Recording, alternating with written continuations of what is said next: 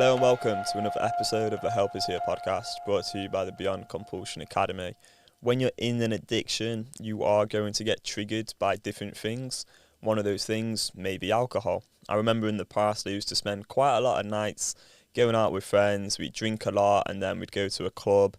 And I remember always feeling like incredibly horny, but really it was compulsive desire, which was this irresistible desire to act regardless of the rationale of the motivation. You know, I wanted to act on that desire even though I knew the consequences could be very, very severe. But back then, you know, a few years ago, I remember there was this one night out and it stayed with me since. And I think it stayed with me because I felt so much shame around it. Honestly, just complete embarrassment. And I think this is my first time sharing this with anyone other than like one of my closest mates the night after. I remember telling him about it and he was cool with it, but yeah, it could have been a million times worse, to be straight. So yeah, we was on this night out, get like really drunk, drink a lot, and then I have this compulsive desire. And I remember walking around Manchester and I was basically looking for like a prostitute or something, right, to be straight. Now, in Manchester, there's a few women who are just on drugs all the time, and they are like prostitutes as well, just complete drug addicts. I remember walking around this street, and I was like looking for one of these women, and I see one, and I was talking to her, and I was asking her like about prices and stuff, and then I walk on. I was like, nah. I walk on, and then I find another one, and I'm talking to her, asking her like the same questions. I was basically just inquiring about this possibility of like having sex or doing other stuff with these women. And these women are probably full of all kinds of things that could get passed on to me as well, and very dangerous, I imagine. I mean, they were not well. They were really, really not well, these women that I was talking to on that night out. I actually ended up not doing anything with them. Thank God, you know, I'm so grateful that I didn't. I think that was a really good choice that I made for myself. But it was quite interesting because I guess that's kind of the sort of thing that someone may do when they're in an addiction, because they feel like you feel when you're in that state, you feel like you can't do something. So like, I felt like I couldn't masturbate, I couldn't watch porn, and so I was trying to look for a way around that to still engage in a compulsive behaviour, but without actually like going and watching porn or masturbating. It was just, I guess it's kind of interesting to me now looking back how that's where the mind of someone in an addiction will go. And you know, I've spoke to Mary about sort of different addictions a lot as well, so I'm starting to understand that this whole problem that I was in with the porn wasn't really to do with sexual desire. It was due to compulsive desire and being in an addiction. I see these two things as very different now. You know, it wasn't actually about me being that horny on that night out. I was in an addiction, right? So a good example is like Mary's told me before about how she's like worked with clients who, instead of just eating a donut, they've been like injecting the donut with whipped cream, consuming the whipped cream out of the donut, but then not eating the full donut, because in their mind it's like, oh, well, I'm not eating a donut, so this is okay. Or she spoke to people who have like literally been in like trash cans, like looking for food, and maybe it's around, you know, I'm not gonna buy some food or something like that. I can't remember exactly what the story was. But then like just day by day, you know, I'm always walking around and I see people who are like trying to get cigarettes out of bins, you know, in the city centre. Sometimes they're very poor or homeless, trying to get cigarettes out of bins. And this is like the life of someone in an addiction. They'll go round these different routes to try and get a hit of the thing that they want.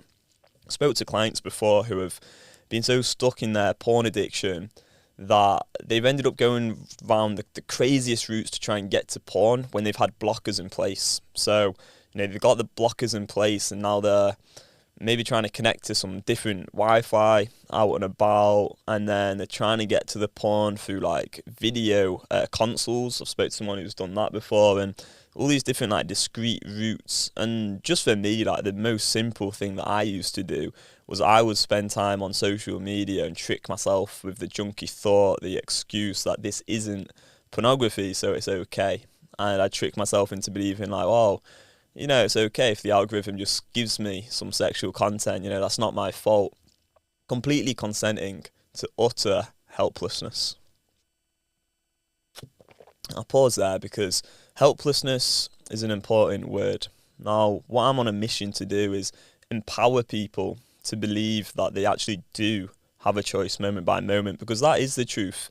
And you know what I'll do? I'll pull up a message from a client this week. I didn't plan to do this right now, but it just reminds me of a message I received this week from someone within our program who's doing really well in terms of overcoming porn addiction. And he sent a really interesting message, actually. He said, okay, so I think this was actually from one of the podcasts. He'd listened to one of the podcasts, he'd taken a full page of notes, and he said, you all were spot on with how addiction is typically treated and how unhelpful most of the solutions are.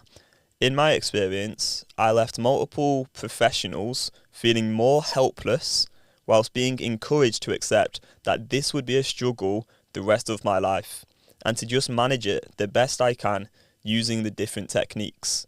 Your emphasis on the temporary nature of addicted neural pathways combined with the simplicity of the tool removes fear of withdrawal/relapse and empowers people to realise that there is hope and that they are capable of something they have told themselves and other professionals have told them was never possible.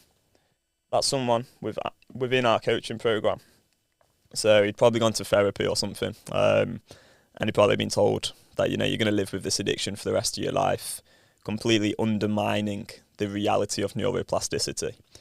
And it's sad times that people are getting diagnosed with medication for addiction when actually their brain can change by changing the fundamental thought patterns and enabling people to make choices for themselves with the correct tools and education on the addictive part of the mind.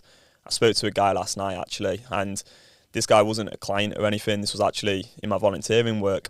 Spoke to a guy who was addicted to some drugs, and he'd managed to get off these drugs. He'd spent a good amount of time off these drugs, and then he had really bad anxiety, and he gets diagnosed with these anti-anxiety medication, these drugs. And we were chatting, and then we came to the sort of conclusion. I was just asking him questions, and he revealed it for himself. What he revealed is that actually these new drugs that he was on to try and prevent the anxiety or reduce it were actually highly, highly addictive. So then he was in this sort of conundrum where he either experiences the anxiety, and that feels pretty terrible, or he's in an addiction and he doesn't have quite as much anxiety. So it's like a lose-lose situation. And the thing is, for him and for anyone else who's in an addiction, what you can do as an alternative is actually get to a position where you overcome the addiction for good by rewiring the neural pathways. You are not helpless to compulsive desire, but when you're in an addiction, you're going to go out of your way and do all kinds of different things to try and get your hands on the thing that you want because you want it. And that desire is insatiable, and that desire needs to be dealt with very, very directly. So, bringing everything back to alcohol, right? I used to drink a lot of alcohol on nights out, and I'd always have the urges, and I'd relapse the next day. I'd almost always relapse when I was hungover, or I'd have this intense desire on the night out. And what I've learned and what I've come to understand is that there's going to be triggers.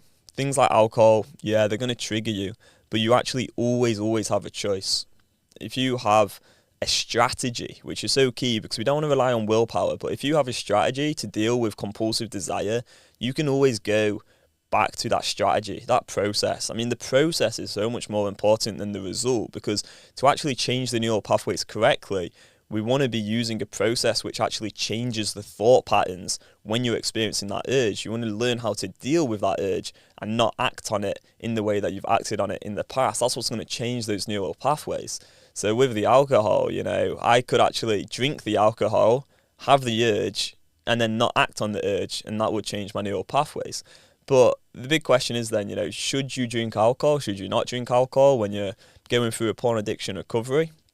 My overall recommendation, having thought about this a fair bit, would actually be to prioritise overcoming this porn addiction realise that the porn addiction is probably the number one problem in your life, and therefore you should prioritise it as the number one thing you're going to try and overcome and like change. And as such, I wouldn't recommend putting yourself in that highly risky, more vulnerable state. Now, you don't want to do that from a place of helplessness. If you go into it with the intention of, I can't drink, I have to abstain, otherwise I'm going to get out of control. If you have those sort of thought patterns, it's really not going to serve you in the long run. But if you just choose for yourself, you know what, I want to get through a clean withdrawal. I know I don't have to live with this porn addiction forever. And with some time, thinking through these urges correctly and not acting on those urges, I'm actually going to rewire my brain. And so I've got this amazing opportunity right in front of me. I want to make the most of that opportunity. And therefore, I'm going to choose for myself to make this withdrawal process even easier by choosing for myself to abstain from alcohol. Not because I can't deal with those urges, I know I can. But do I want to? How much do you want to have that desire? And for me, I would have so much desire when I was drinking alcohol because I was in the porn addiction. Now, what I can do nowadays is, now I'm out of that porn addiction, if I fancy a drink, I can have a drink, but that's not going to get me to this place of compulsive desire because I'm out of the porn addiction and those neural pathways have rewired. So because of that, I'm able to drink. And it's not like a problem like it was. But what I've also come to realise is that I don't even really want to have a drink anymore. I'm not that bothered about alcohol at all. And I think a lot of the time what happens when you're in an addiction is you're substituting one compulsive behaviour for another. So let's say you're choosing not to watch porn for a bit, maybe you drink alcohol more, maybe you consume more nicotine, maybe you spend more time on social media or video games or whatever else it is. Taking that approach isn't actually going to rewire those neural pathways either. It's through dealing with the urges, dealing with that compulsive desire, thinking it through, that we actually change those brain maps and get to a life of permanent mental freedom, which is absolutely possible. And I love how that client messaged us yesterday, talking about how in the past he didn't even know that was a possibility. And now he's implementing our method, he's using the tools that he's been provided, and he's actually getting to change his neural pathways for himself. He doesn't have to, but that is a choice that he gets, and he is making the most of the education we've helped him with. Hopefully, you can start to do the same as well. And if you would like to learn more about the Beyond Compulsion method, if you would like to join the program, we do have a waitlist. We're closed right now, but you can join the waitlist, and there will be a link in the description.